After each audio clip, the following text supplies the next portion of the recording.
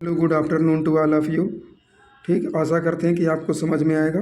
ठीक है, और समझ में आता तो वीडियो जो है लाइक और सब्सक्राइब कीजिएगा। देखना यहाँ पे पूछ रहा प्लफ 8 ऑक्सीडेशन स्टेट, यानी अधिकतम प्लफ 8 ऑक्सीकरण अवस्था किसमें कौन सी धातु में पाई जाती है।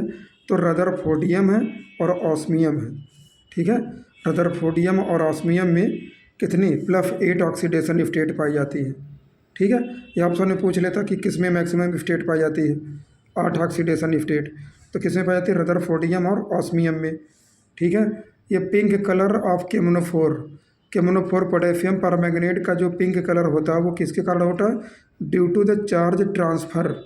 ठीक है, आवेशों का स्थानांतरण होने से होता है।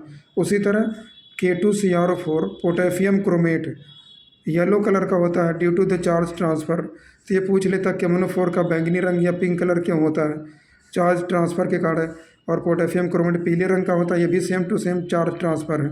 ठीक है, और ये कुछ धातुएं हैं, इनको किस विधि से इनका शोधन किया था, अलग किस तरह किया जाता। तो निकिल के लिए मॉन्ड प्रोसेस हुआ, निकिल को शोधन किसके मॉन्ड प्रोसेस है। कापर के शोधन के लिए इलेक्ट्रोलिसिस किया था, इनका विद्युत अपघटन किया था। और क्रोमियम का शोधन करना है तो एल्यूमिनोथर्मिक प्रोसेस। और मरकरी है तो डिस्टिलेशन। ठीक है, तो मरकरी डिस्टिलेशन से है और क्रोमियम एल्यूमिनोथर्मिक प्रोसेस है। निकिल का मॉन्ड प्रक्रम है और कापर का इलेक्ट्रोलिसिस है। ठीक, द कलर ऑफ CuCl4-2 किस रंग का होता है, ये कलर इनके याद रखना, ब्लू कलर का होता है। CuCl4 ऊपर -2। ठीक, Sc स्कैंडियम है, तो स्कैंडियम का विन्यास क्या बनता है, 21 है परमाणु क्रमांक। तो लास्ट में क्या आएगा 3D14F2। तो कितने अनपेयर इलेक्ट्रॉन होंगे इसमें, 1 अनपेयर। देखो ये S तो पूरा भरा रहेगा, ये पूरा भर जाएगा, इसमें 2 इलेक्ट्रॉन है, पर D में तो एक ही है ना, तो 1 अनपेयर इलेक्ट्रॉन होगा। Fe में 26 है, Fe का एटॉमिक नंबर 26। तो ठीक है, तो ये इन बीच का तो आर्गन हो जाएगा, आर्गन का 18 होता है, 18 आर्गन, 18 6 कितने हो जाएंगे 24, 24 तो 26। तो आर्गन का हो जाएगा, इन ब्रैकेट में रख दिया 3D6-4F2, तो ये 26 का पूरा बन गया। तो इसमें अनपेयर इलेक्ट्रॉन कितने होंगे, देखो यहाँ पे तो पूरे भर गए, ये पूरा भरा हुआ, तो डी में 6 है। तो अगर डी में तुम 6 भरोगे, डिब्बे कितने बनते हैं, डी में 5 बनते हैं, और 6 इलेक्ट्रॉन बनना 1 2 3 4 5 और ये 6, तो 4 अनपेयर इलेक्ट्रॉन निकलेंगे। प्लेडियम का कितना होता है, 46 होता है। ठीक है, प्लेडियम तो 36 क्रिप्टॉन का हो जाएगा, और 4D8 5F0।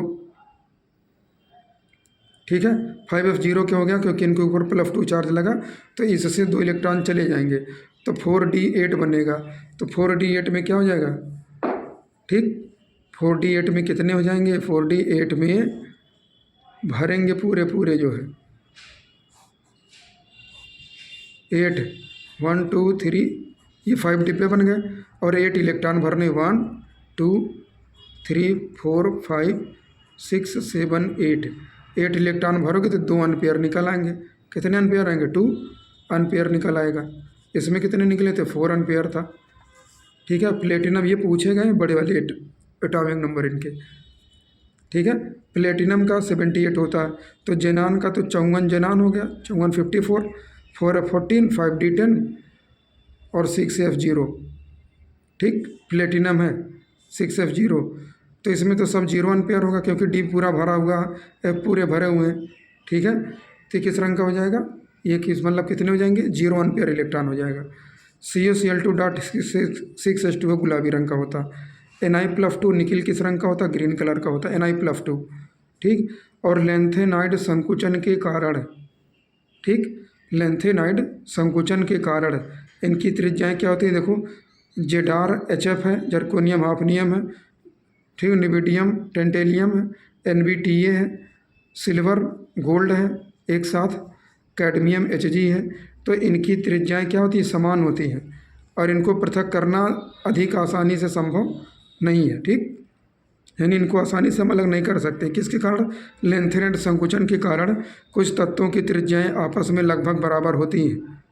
ठीक है, तो इनको एग्जाम्पल पूछ लेता, कौन सा लेंथेनाइड संकुचन के कारण त्रिज्याएँ बराबर थी, जर्कोनियम हाफनियम है, ZrHF है, NbTA है, सिल्वर गोल्ड है, और कैडमियम Hg है।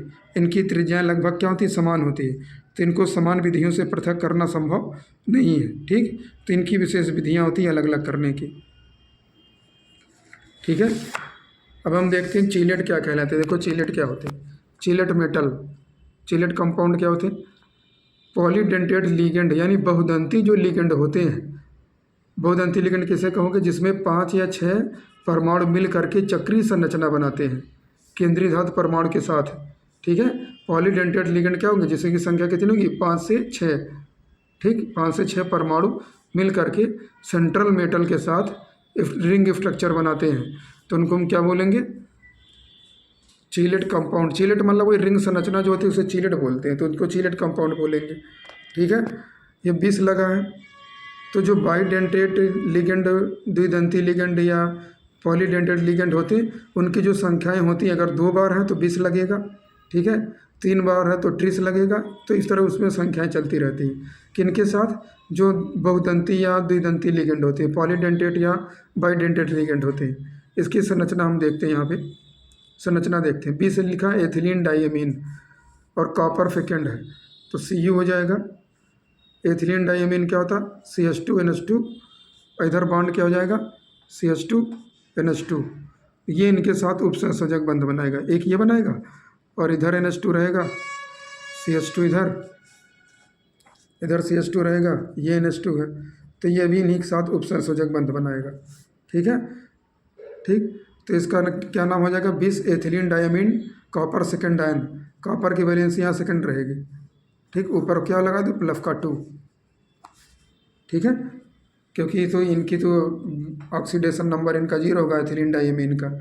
ठीक है, तो क्या हो जाएगा, एक देखो चक्रीय संरचना बन गई, रिंग स्ट्रक्चर बना, यहाँ भी एक रिंग स्ट्रक्चर बना, तो इसको क्या बोलेंगे, कीलेट बोलते हैं, कीलेट। ठीक, इसको कीलेट बोलते हैं। तो ये चीलेट कंपाउंड हो गए।